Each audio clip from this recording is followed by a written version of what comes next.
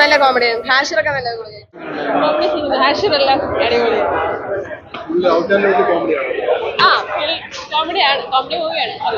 അടിപൊളി പടം, അടിപൊളി പടം. മറ്റേ ലാസ്റ്റ് ഞാനൊന്നും പറയുന്നില്ല, നിങ്ങളെല്ലാവരും പോയി കാണാം. എന്തായാലും അടിപൊളി പടമാണ്, മസ്റ്റ് വാച്ച്.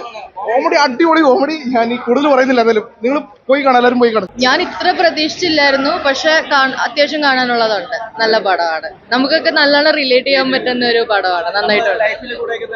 അതെ അതെ, ഉറപ്പായിട്ട് കുറെ റിലേറ്റ് ചെയ്യാൻ പറ്റുന്ന ഒരു മൂവിയാണ്. നല്ല മൂവിയാണ്. പൊളി പൊളി, ഫസ്റ്റ് ഹാഫ് പൊളി. ആശീർവാദ സീൻ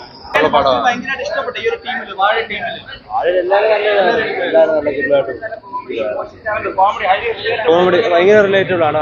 ഫസ്റ്റ് ഹാഫ് നല്ല കോമഡി, സെക്കൻഡ് ഹാഫ് ഭയങ്കര ഡീപ്പ്.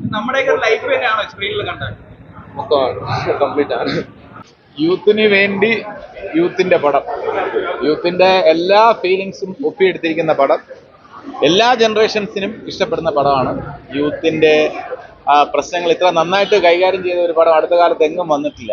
അതും വിദ്യാർത്ഥികൾ എല്ലാവർക്കും, നമുക്കെല്ലാവർക്കും എന്താ പറയുക, റിലേറ്റ് ചെയ്യാൻ പറ്റുന്ന വിഷയങ്ങളാണ്. ഓരോ വീട്ടിലും റിലേറ്റ് ചെയ്യാൻ പറ്റുന്ന വിഷയങ്ങൾ.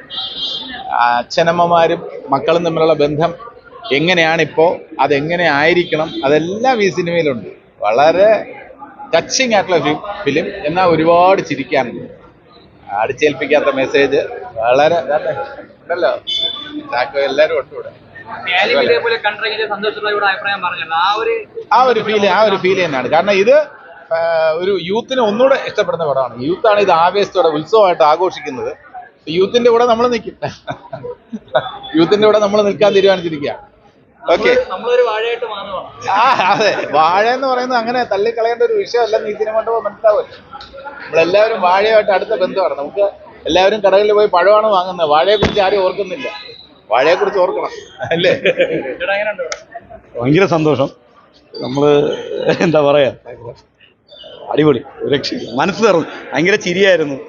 തിയേറ്ററിൽ നമ്മളെ സിനിമ ഇത്രയും ജനങ്ങൾ ചിരിച്ചല്ലേ.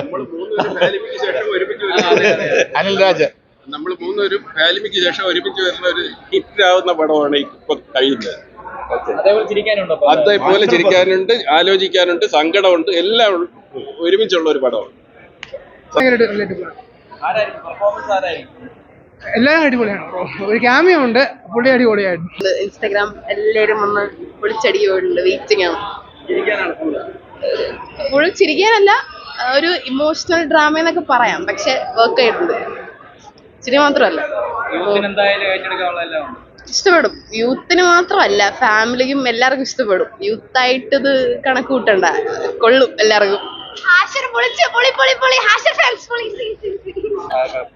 ഹാഷിറാണ് വമ്പൻ.